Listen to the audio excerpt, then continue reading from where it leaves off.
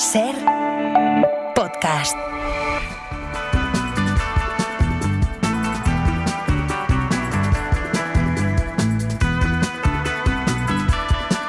Admirados por sus gestas, pero maldecidos por sus vidas fuera de los terrenos de juego, es hora de regresar. Esta semana hablaremos en martes con Tony Padilla al territorio emocional de los jugadores malditos. Hola Tony, ¿qué tal? Buenos días. Hola, ¿qué tal?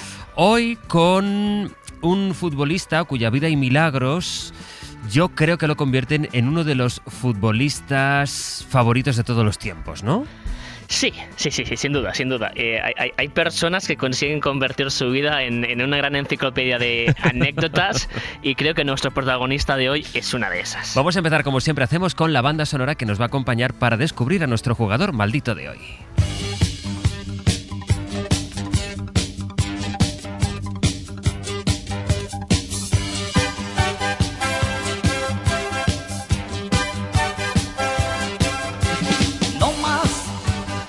No más en los caminos.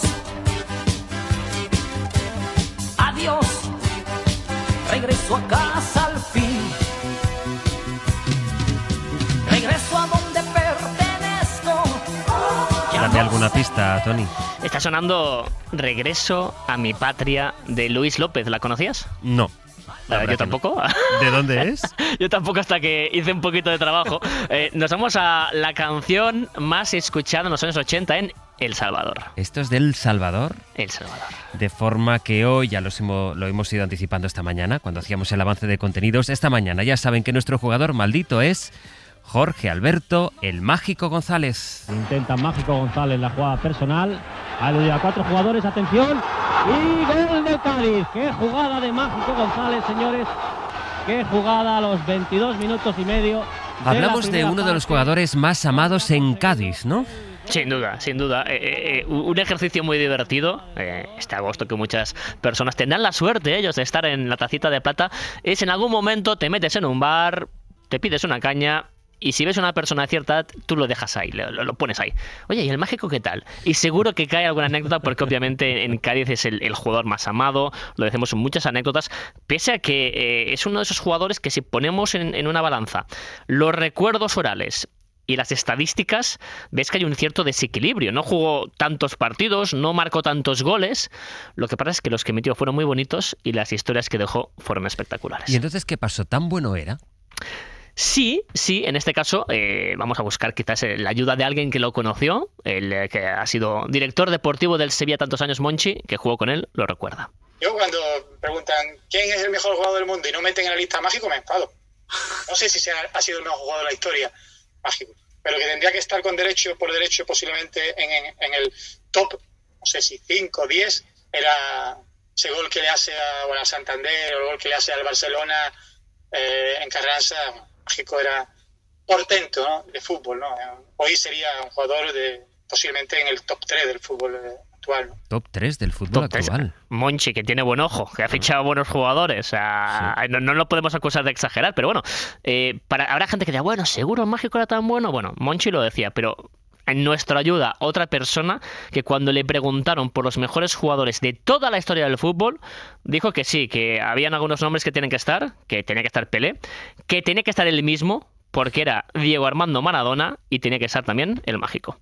La verdad que tuve la suerte de jugar con él, con Argentinos Juniors, con el Barcelona, y después de ver los enganches que les pegaba a los españoles, era único, porque si uno quería imitar al Mágico González no podía.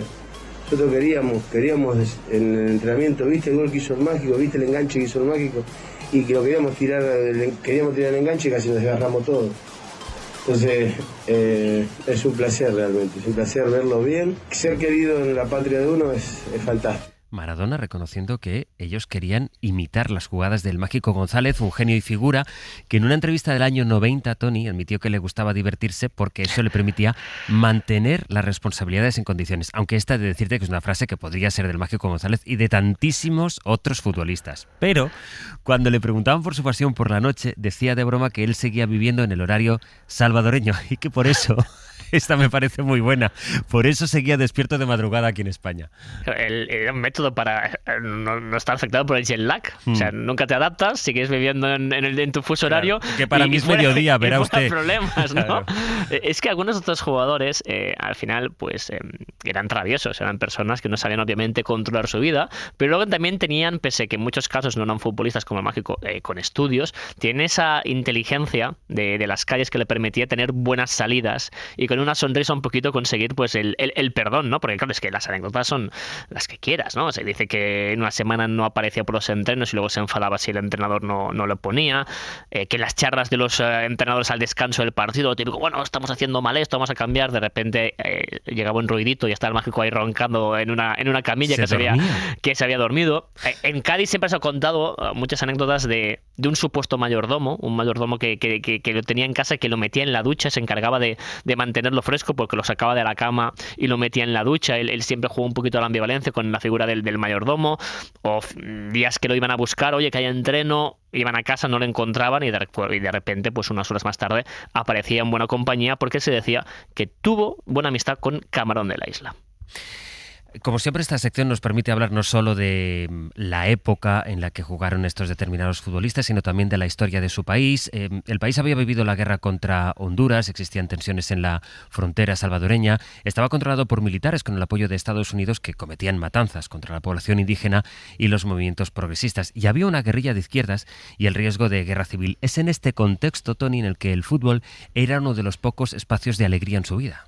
Sí, sufrió muchísimo El Salvador en esa época, ha sufrido también después, pero en esa época realmente, en el contexto de la Guerra Fría, pues era muy habitual que tuvieras un familiar preso, desaparecido o asesinado, y el fútbol le dio alegría, porque realmente el equipo había clasificado para el Mundial del 70, ya fue un gran éxito, pero luego volvió a clasificar para el Mundial de España, y ahí sí que tuvo mucho mérito porque tenía que jugar contra un gigante como México.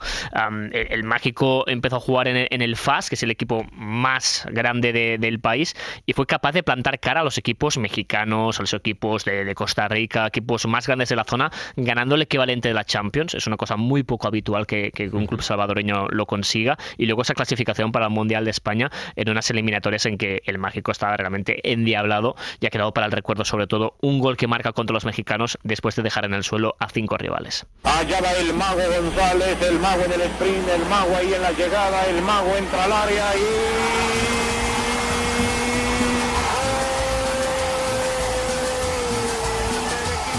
Cuando la gente se fija en él. Sí, es el momento que la gente lo descubre. Estamos hablando, jóvenes generaciones, de un fútbol, una época, un mundo sin internet. Era muy difícil de repente saber qué estaba pasando en el fútbol de otro país, pero luego había el Mundial. El Mundial era el escenario perfecto. Ya es cuando el Mágico empieza a llamar obviamente la atención del fútbol europeo. Eso a pesar de que el Mundial de España 82 no acabó de ir bien. No, de hecho, mucha gente aún se acuerda sobre todo del primer partido en que jugó contra Hungría y Hungría le mete 10-1 a El Salvador. Fue un desastre. Luego el equipo consigue resultados un poco más dignos, pero la gente que entiende de fútbol, como Monchi, como Maradona, tenían buen ojo, decían, bueno, El Salvador quizás como equipo no ha funcionado bien, pero este chico, el Mágico, el que lleva la camiseta con el 10, deja detalles. Y en esa época eran los primeros años de existencia llevaba una década de existencia el Paris Saint-Germain, que estaba buscando grandes nombres del fútbol mundial para crear una marca. Y entonces, es que el PSG creo que es el club más sincero de la historia. Nació rico y sigue rico. Es una cosa increíble. Ojalá ser como ellos, ¿no? En este caso. Y el PSG se reunieron con ellos y parecía que lo iban a fichar, ¿no? Y al final uno se pregunta, ¿cómo, si tienes esa oferta del PSG, con todos mis respetos, que os quiero mucho, amigos gaditanos, acabas en el Cádiz, ¿no? Y el Mágico lo que dice es que cuando vio las reuniones pensó, esta gente es muy exigente, estos franceses van a ser muy serios, me van aquí a dar caña, y yo a mí me gusta, y como él decía, a mí no me gusta tomarme el fútbol como un trabajo, yo no soy muy serio, yo solamente juego para divertirme. Da la sensación de que de alguna manera el Mágico había nacido para jugar en Cádiz, que el equipo y él se tenían que encontrar, pero en verdad lo que pasa, Tony, es que se recuerda lo bueno de la historia y lo que no fue tan fácil se olvida más pronto. Sí, es así. Por eso comentaba que si miras realmente las estadísticas, no alguien podría decir, oye, si ponemos una persona de ciencias y una de letras, el de ciencias diría, con estos datos, el mágico no fue un buen jugador. Y el de letras hablaría con la gente y diría, sí que lo fue, ¿no? Y prueba de que dejó momentos mágicos está, por ejemplo, lo que pasa en 1984, cuando en una gira de verano en Estados Unidos, que esto es una cosa que no es nueva, que se han hecho siempre las giras en Estados Unidos, el Fútbol Club Barcelona, a petición de Diego Armando Maradona, se llevó a Mágico González para jugar con la zamarra azulgrana a las órdenes de César Luis Menotti, el entrenador campeón del mundo en el 78.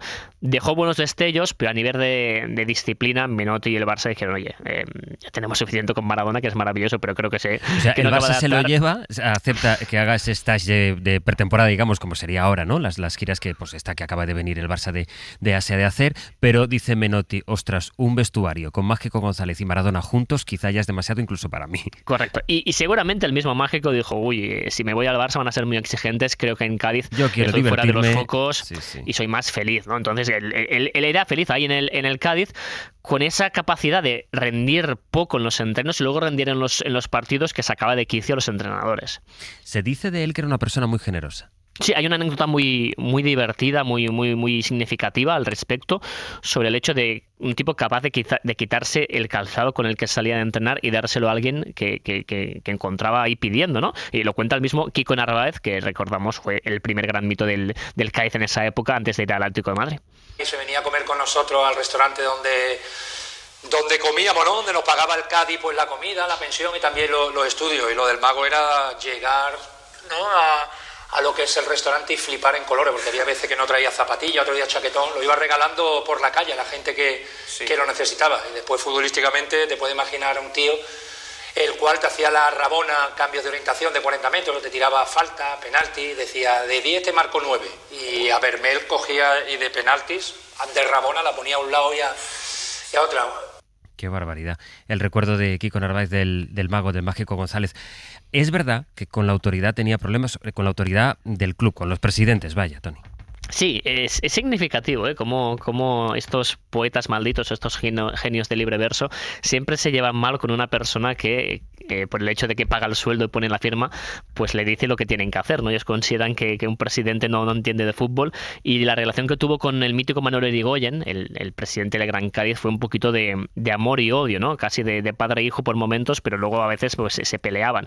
Hasta el punto que hay un momento que Irigoyen se harta y, pese a que hay cierto debate en la ciudad, lo manda un año cedido al Real Valladolid, en 1985, que ha quedado muy olvidado ese año en el Valladolid, que es el 85 básicamente porque fue un fracaso, y Mágico se tiene que volver para Cádiz, donde sigue cayendo un poquito en caída libre, no se cuidaba, empieza a destrozar su libro, su vida, y él mismo pues acabará recordando que ese fue un momento pues muy oscuro de su carrera.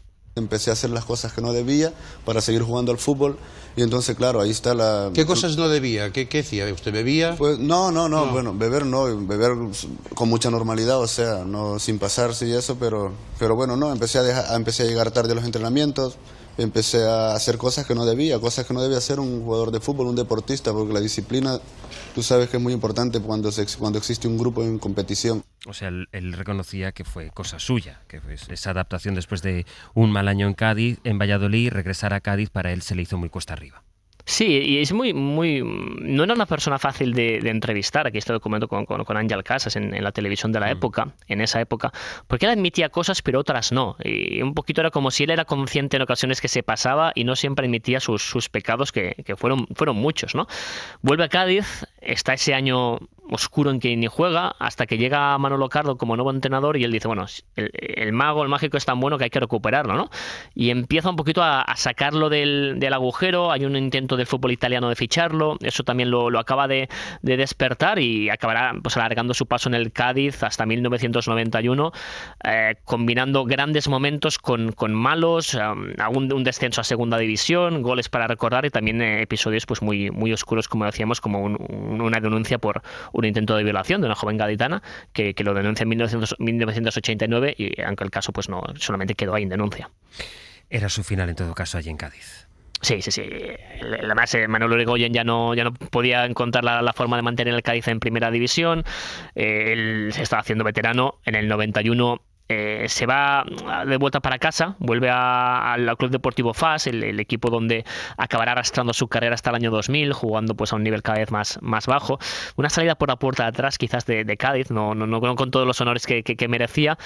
Pero se empieza a generar un poquito la leyenda.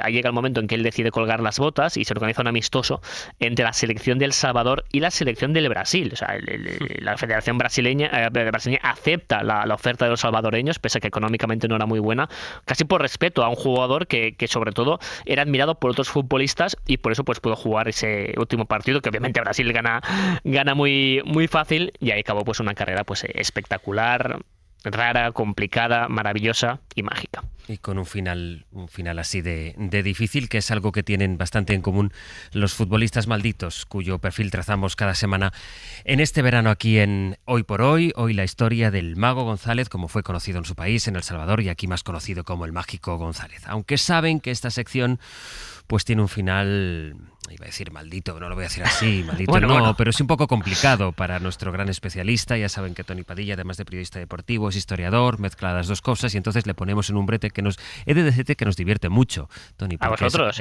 Claro, es a costa de tu sufrimiento, en el que pues tienes que escoger el futbolista más carismático, el mejor campo, el mejor partido de la historia. Voy a ir poniendo música para ambientar esto.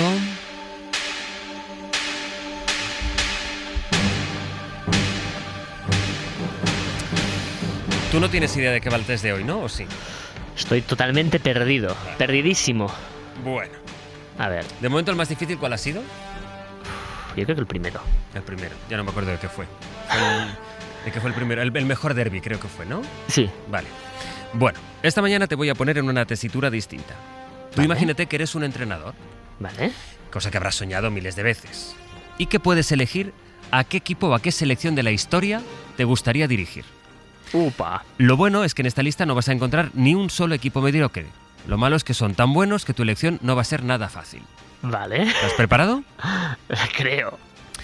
Vamos a ello. ¿El Madrid de la Quinta del Buitre o el Dream Team de Cruyff? El Dream Team de Cruyff. ¿El Dream Team de Cruyff o el Milán de Arrigo Sacchi? Uf, aquí ya me pones aquí ya. El Dream Team. ¿El Dream Team o el Madrid Yeye de Di Stéfano y Puskás? ¡Voilà! Me sigo quedando con el Dream Team. ¿Dream Team o la naranja mecánica del propio Johan Cruyff? Claro, es que no hablo holandés, ahí tendría un problema. Me sigo quedando con el Dream Team. ¿El Dream Team o el PSG de Luis Enrique? No, el Dream Team. Vale. ¿El Dream Team o el Brasil de Pelé? Ahí me has puesto en... ¿Qué Brasil de Pelé? ¿El del 58, el del 62 o el del 70? ¿Cuál fue mejor? El del 70. El del 70, entonces. El del 70. Brasil 70, sí. ¿Brasil 70 o el Manchester United de Eric Cantona? No, el Brasil 70. ¿Brasil 70 o el Madrid de los Galácticos? Me sigo quedando con el Brasil 70. ¿Brasil 70 o el Brasil del Mundial 82? Uy. A ver, el Brasil 70 ganó el Mundial. Si me pongo a entrenarlo, seguramente lo pierden. Y tú verás. El reto de intentar hacer campeón al Mundial del 82... No, el del 70, creo que era más. ¿Brasil 70 o la Argentina de Diego Armando Maradona del año 86? Eso implicaría ocupar el sitio de Bilardo. Y Bilardo nos dejó tantas anécdotas que sería injusto. Por lo tanto, me sigo quedando con el Brasil del 70. Me sobran todos los argumentos. ¿Brasil 70 o la Argentina de Messi de 2022? Brasil 70. Acabo. Toni Padilla. ¿Brasil 70 o el Barça de Pep Guardiola? Brasil 70. Pues el equipo al que Toni Padilla hubiera querido entrenar es el de Brasil 70. No lo has pasado muy mal hoy, ¿no? No. Relativamente. Hoy me he divertido. Algún día sí que he tenido taquicardia. Hasta la semana que viene. Un abrazo. Adiós, Toni.